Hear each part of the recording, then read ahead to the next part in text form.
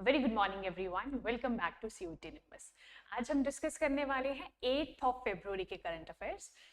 तो उससे पहले मैं आपको बताना चाहती हूँ, पूरा जो जनवरी मंथ है उसका कंपाइलेशन हमारे चैनल पे वीडियो अपलोड हो चुका है।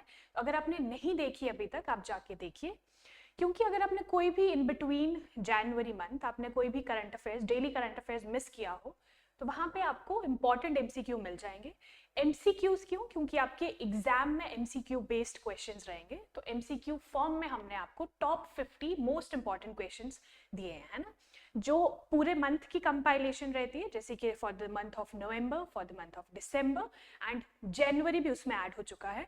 तो प्लीज आप जाके देखिए। चलिए तो शुरू करते हैं हम आज के current affairs. India develops vaccine candidate against H5N1. RBI cuts repo rate by 25 basis points to 6.25%, a first in 5 years.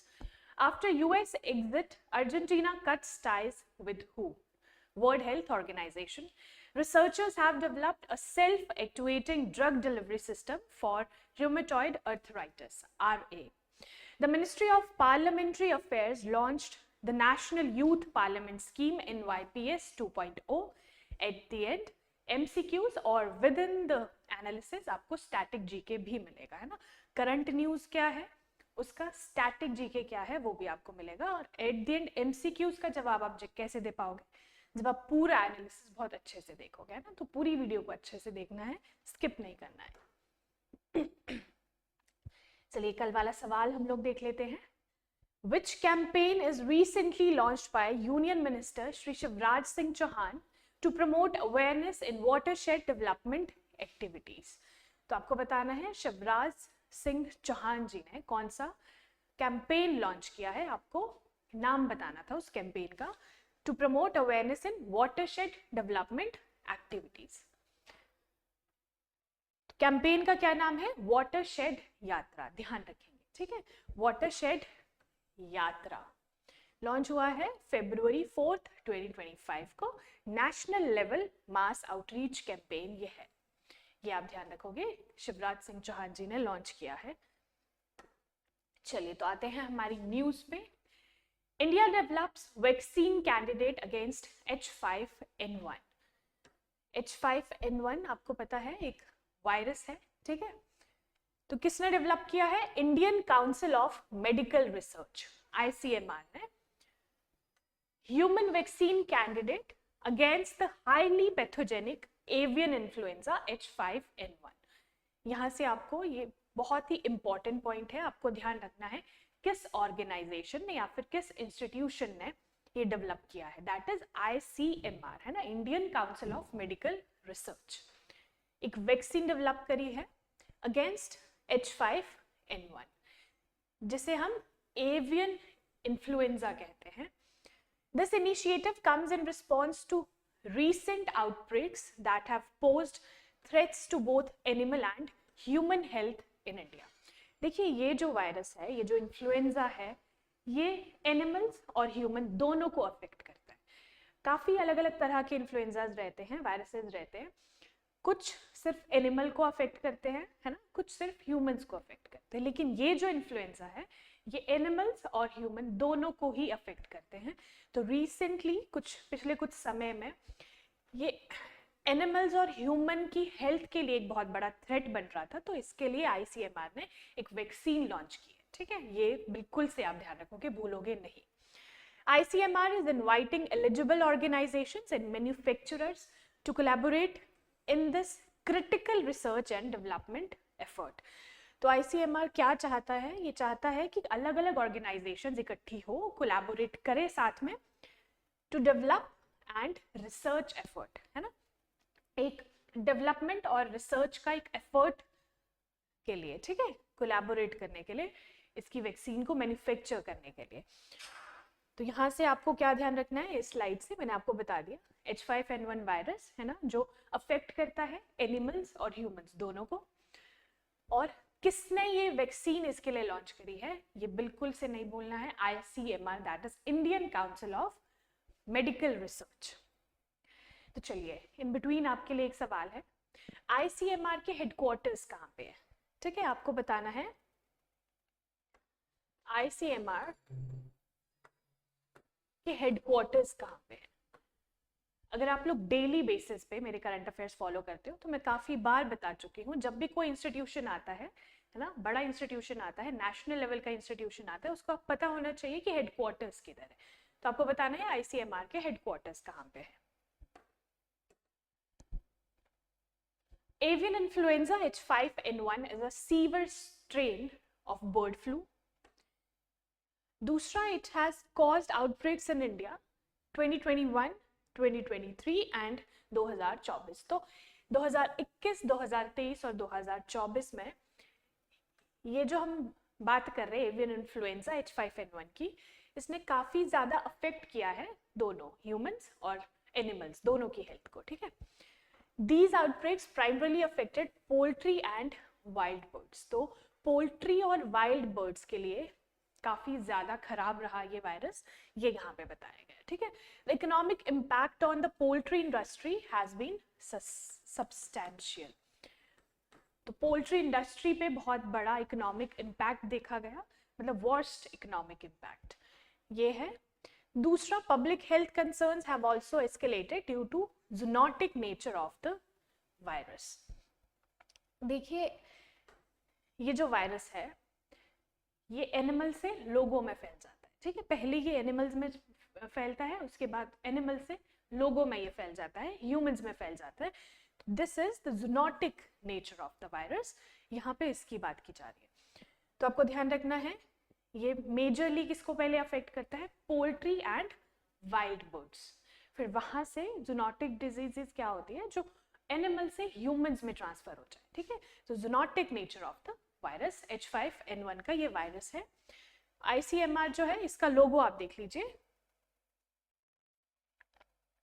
ठीक है। अगर आपने लोगो अच्छे से देख लिया हो तो आपको हेडक्वार्टर्स भी इसके पता चल जाएंगे। चलिए, बट आप कमेंट सेक्शन में जरूर बताइए ICMR के हेडक्वार्टर्स।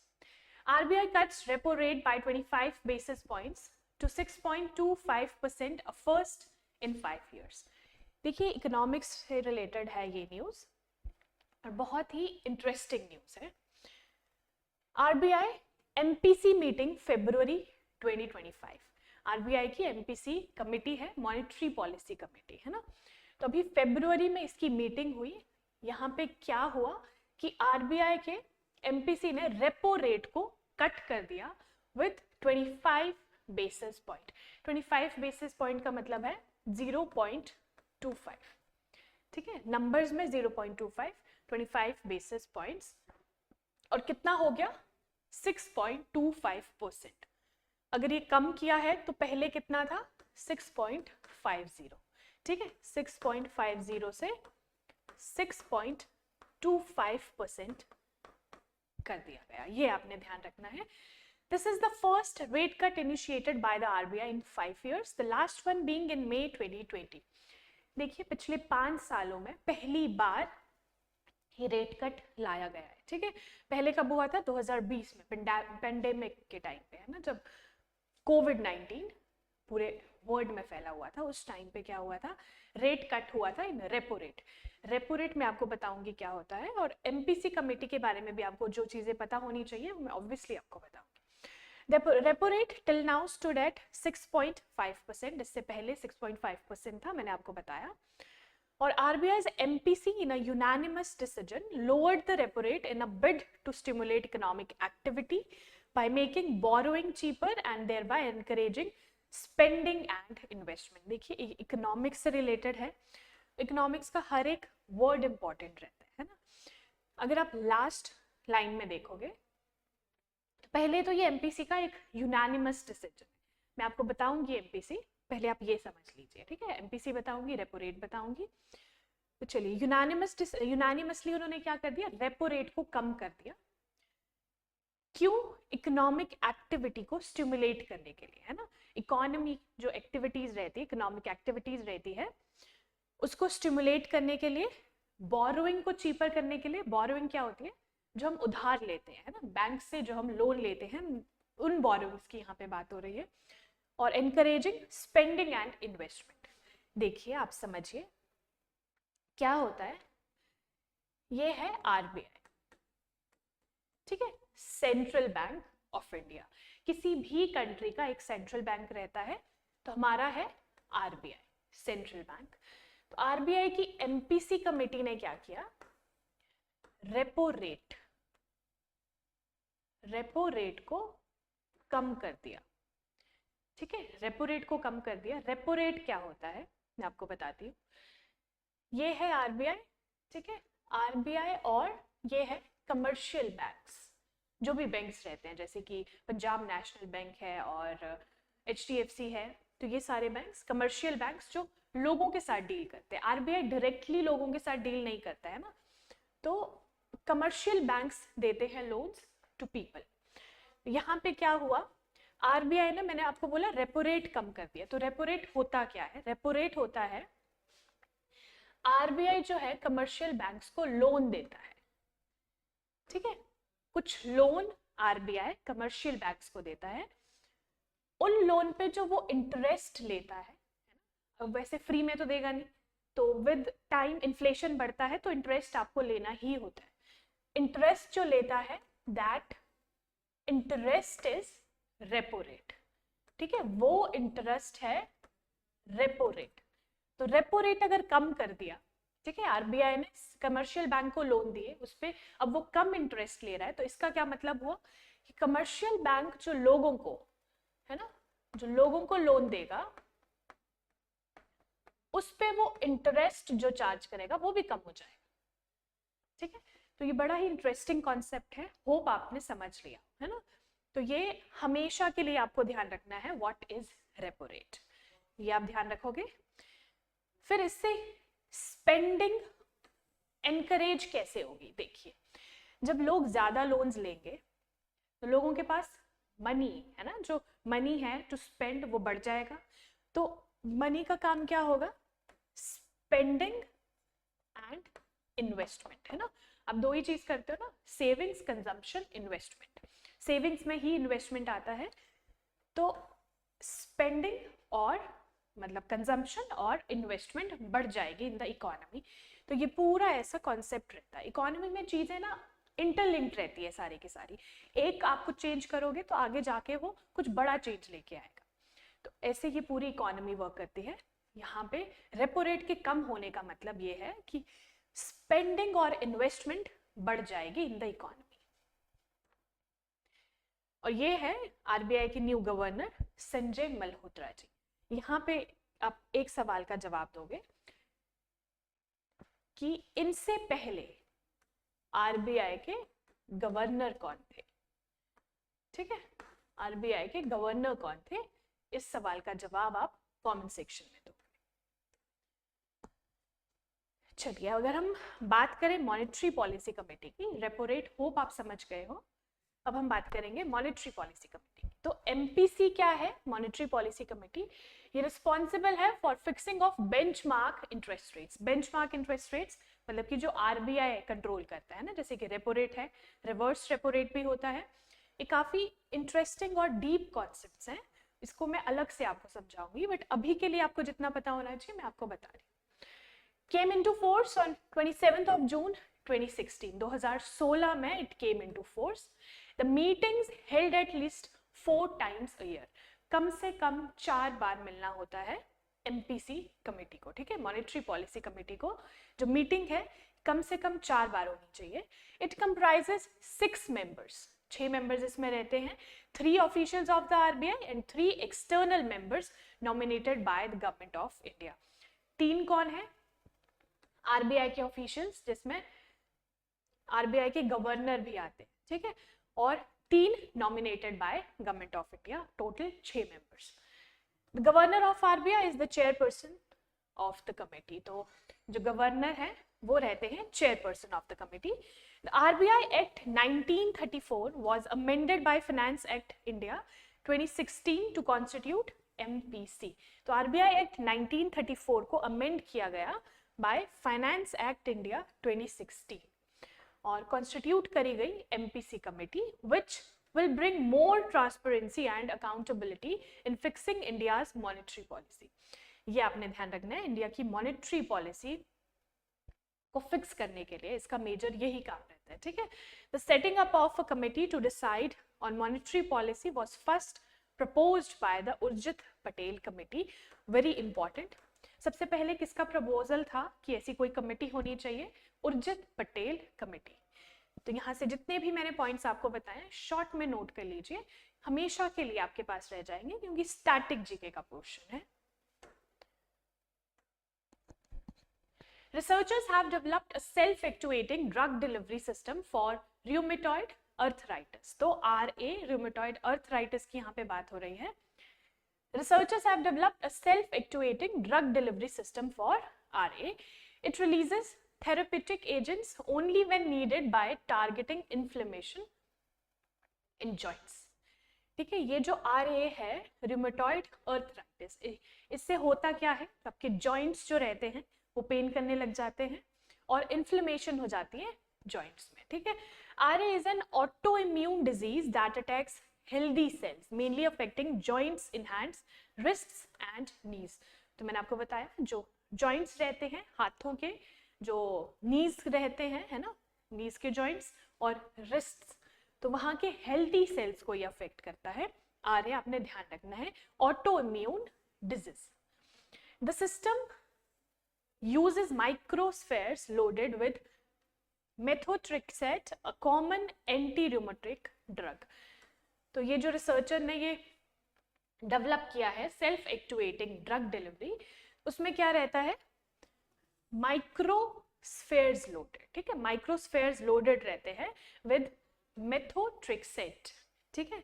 ये साइंस की एक लैंग्वेज है, ठीक है, उसका वर्ड है मेथोट्रेक्सेट, ये भी आप ध्यान रखोगे। कॉमन एंटी र्यूमेटिक ड्रग, तो एंटी र्यूमेटिक ड्रग ये है, it includes polymer lipid hybrid micro composites ensuring high drug efficiency and responsiveness to inflammation related enzymes. तो ये क्या करती है? Polymer lipid hybrid micro composites ये है, ensuring high drug efficiency and responsiveness to inflammation related enzymes. आपको यहाँ से ध्यान रखना है RA के बारे में कि एक्चुअली ये करता क्या है ना, जॉइंट्स की पेन। दूसरा, इसकी जो सेल्फ एक्चुएटिंग ड्रग डिलीवरी है उसमें क्या होगा? माइक्रोस्फेयर्स लोडेड रहेंगे, ठीक है। ये सारी चीजें आप ध्यान रखोगे। देखिए सिम्टम्स क्या है अर्थराइटिस के, ये इंपॉर्टेंट है। जॉइंट पेन मैंने आपको बताया है ना, जॉइंट पेन है, जॉइंट स्टिफनेस है, स्वेलिंग हो सकती है, रेंज ऑफ मोशन को ये कम कर सकता है, एंड फटीग, मतलब कि ऐसे थका थका से आपको फील रहेगा। तो these are the symptoms of arthritis, ये आप ध्यान रखोगे।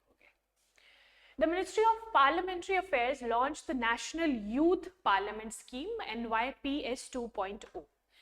तो Ministry of Parliamentary Affairs ने लॉन्च किया है National Youth Parliament Scheme 2.0, ध्यान रखेंगे। Minister of State for Parliamentary Affairs informed the Rajya Sabha about the National Youth Parliament Scheme 2.0. किस मिनिस्ट्री के अंदर आया? Ministry of parliamentary affairs. Aim क्या है इसका? To strengthen democracy, promote discipline, tolerance and awareness of parliamentary practices. तो आपने ध्यान रखना है, to strengthen democracy, promote discipline, tolerance, awareness of parliamentary practices. NYPS 2.0 web portal allows citizens to participate through 3 categories. तो 3 तरह से ये पार्टिसिपेट करता है। अंडर इंस्टीट्यूशन पार्टिसिपेशन, स्कूल्स, किशोर सभा जिसे कहते हैं, कॉलेजेस, तरुण सभा, ठीक है, और ग्रुप पार्टिसिपेशन और इंडिविजुअल पार्टिसिपेशन भी हो सकती है इन द वेब पोर्टल, ठीक है। वेब पोर्टल है NYPS 2.0। किस किस तरह से पार्टिसिपेशन हो सकती है? स्कूल्स, किशोर सभा, कॉलेजेस, तरुण सभा, group participation and individual participation, ये सारी चीजें आप ध्यान रखोगे। और सबसे ज्यादा जो आपको इंपॉर्टेंट चीज ध्यान रखनी है, किस मिनिस्ट्री के अंदर ये आता है? मिनिस्ट्री ऑफ पार्लियामेंट्री अफेयर्स, ठीक है। क्या है नाम? National youth parliamentary scheme 2.0। After US exit, Argentina cuts ties with who? WHO। देखिए कुछ दिन पहले हम लोगों ने डिस्कस किया था कि USA ने हु से एग्जिट कर दिया है, वर्ल्ड हेल्थ ऑर्गेनाइजेशन, है ना। अगर आप डेली करंट अफेयर्स फॉलो करते हो तो आपको जरूर याद होगा WHO यानी कि वर्ल्ड हेल्थ ऑर्गेनाइजेशन को एग्जिट कर चुका था यूएस। तो यहाँ पे बोला गया है यूएस के बाद अर्जेंटीना दूसरी ऐसी कंट्री बना है जिसने हु को एग्जिट किया, ठीक है। Argentina has announced the withdrawal from the World Health Organization, तो ये कंट्री इसलिए न्यूज में बनी हुई है। President Javier Mills' administration cited deep differences with the WHO's handling of health issues, particularly the COVID-19 pandemic.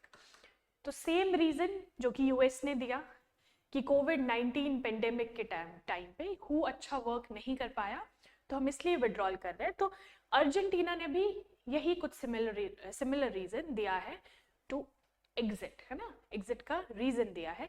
Critics argue that the decision may require congressional approval and could have long-term consequences for Argentina's healthcare system and international relations. तो बहुत सारे जो लोग हैं उसको criticise कर रहे हैं, ठीक है, क्रिटिक्स आर्ग्यू, इसका मतलब ये है उसे क्रिटिसाइज कर रहे हैं, ये जो डिसीजन है ये इतना भी अच्छा नहीं है कि हु से आप कट ही हो जाओ। लेकिन चलिए अपने अपने देशों का अपनी मर्जी है, जैसे यूएस ने विड्रॉल कर दिया तो अर्जेंटीना ने भी विड्रॉल कर दिया with the similar reason, almost similar reason, ये आपने ध्यान रखना है अर्जेंटीना का। तो चलिए हमारे लिए इंपॉर्टेंट पॉइंट क्या है, न्यूज आपने देख ली। दूसरा, अर्जेंटीना लाए कहाँ पे कर रहा है एग्जैक्टली, ये आपको देखने को मिलेगा साउथ अमेरिका, है ना, south American continent, this is Argentina, ठीक है। अर्जेंटीना की कैपिटल आपको देखने को मिलेगी ब्यूनोस एयर्स, ठीक है, ब्यूनोस एयर्स, BUENOSAIRES, ये है ब्यूनोस एयर्स। और इसके आसपास की कंट्रीज आप देख लीजिए, अगर आप वेस्ट में देखोगे तो वेस्ट में ऊपर से नीचे तक फैला हुआ है चिले, ठीक है, CHILE, चिले। फिर आप नॉर्थ में जाओगे बोलीविया, नॉर्थ ईस्ट की तरफ अगर आप जाओगे फिर पैरागुआ, ठीक है, पैरागुआ, और ईस्ट में जाओगे उरुग्वे, और यहाँ पे थोड़ा सा शेयर कर रहा है ब्राजील भी, है ना, यहाँ पे ब्राजील भी आ जाएगा। तो ये सारी कंट्रीज है जो अर्जेंटीना के आसपास की बॉर्डरिंग कंट्रीज है। यहाँ पे आ जाएगा Atlantic ocean, here is Pacific ocean, ये आपने ध्यान रखना है। चलिए तो हमने पूरा सेशन बहुत ही अच्छे से डिस्कस कर लिया। कोई भी आपको इन बिटवीन डाउट हो आप प्लीज कमेंट सेक्शन में सवाल करिए, हम आपको जरूर अच्छे जवाब देंगे, है ना। चलिए अब आते हैं MCQ सेक्शन पे, वेरी इंपॉर्टेंट सेक्शन, क्योंकि पूरा एनालिसिस तो हमने कर लिया, एट द एंड अगर आपको MCQ सॉल्व करना नहीं आया तो फिर वो पूरा एनालिसिस पढ़ने का फायदा ही नहीं है, क्योंकि आपको MCQ बेस्ड ही क्वेश्चंस आने वाले हैं in your upcoming exam. Monetary policy committee came into force in which year, कौन से ईयर में monetary policy committee came into force? So सही आंसर क्या है? 13, 14, 15 और 16, 2016 इज करेक्ट आंसर, है ना, 2016 is correct answer, D is correct answer. RBI cuts repo rate by 25 basis points to dash first in 5 years. 25 basis points से cut किया कितना? 6.25, ठीक है, 6.25 is correct answer. A is correct answer. Hope आप लोग सही गेस कर रहे हो MCQs को। Which organization develops vaccine candidate against H5N1? मैंने न्यूज में बार बार बोला था, आपको ध्यान रखना है कौन सी ऑर्गेनाइजेशन ने डेवलप की है vaccine candidate against H5N1। So correct answer is Indian council of medical research, A is correct answer. What type of disease is rheumatoid arthritis, RA, that was recently seen in news? किस type की है? An autoimmune and inflammatory disease. B is correct answer, autoimmune and inflammatory disease. Which ministry has launched the National Youth Parliamentary Scheme 2.0? Parliament Scheme 2.0 किसने launch करी है? Ministry of Parliamentary Affairs. A is correct answer. चलिए ये थे हमारे MCQs. Hope आपने सही जवाब दिया होगा, है ना? पूरा सेशन अच्छे से देखा होगा तो जरूर से ही सही जवाब दिया होगा. चलिए अब इस सवाल का जवाब जरूर आप कमेंट सेक्शन में दोगे, है ना? क्योंकि आप कोई भी सवाल का अगर आप रिएक्ट करते हो, है ना, आपके दिमाग में ना ज्यादा अच्छे से वो रह जाता है. तो आपको जरूर से इसका जवाब देना है in comment section. Argentina lies in which continent and bordered by which countries? Argentina किस कॉन्टिनेंट में लाई करता है पहले तो, और दूसरा is bordered by which countries, कौन कौन सी कंट्रीज है इसके बॉर्डर शेयर करती है. जरूर से आपको बताना है इन कमेंट सेक्शन. तो थैंक यू सो मच. ये था हमारा पूरा सेशन. होप आपने पूरा सेशन एंजॉय किया हो. हम मिलेंगे हमारे नेक्स्ट सेशन में. और मैं दोबारा से बोल रही हूँ, मंथली कंपाइलेशन को मिस मत कीजिए. स्टैटिक जीके की भी सीरीज है, उसे भी मत मिस कीजिए क्योंकि वो आपके लिए ही है, बिल्कुल फ्री है. उसे जरूर जाके देखिए. और अगर आपको कोई डाउट है तो कमेंट सेक्शन में पूछिए, ठीक है? Thank you so much. मिलते हैं हमारे नेक्स्ट सेशन में.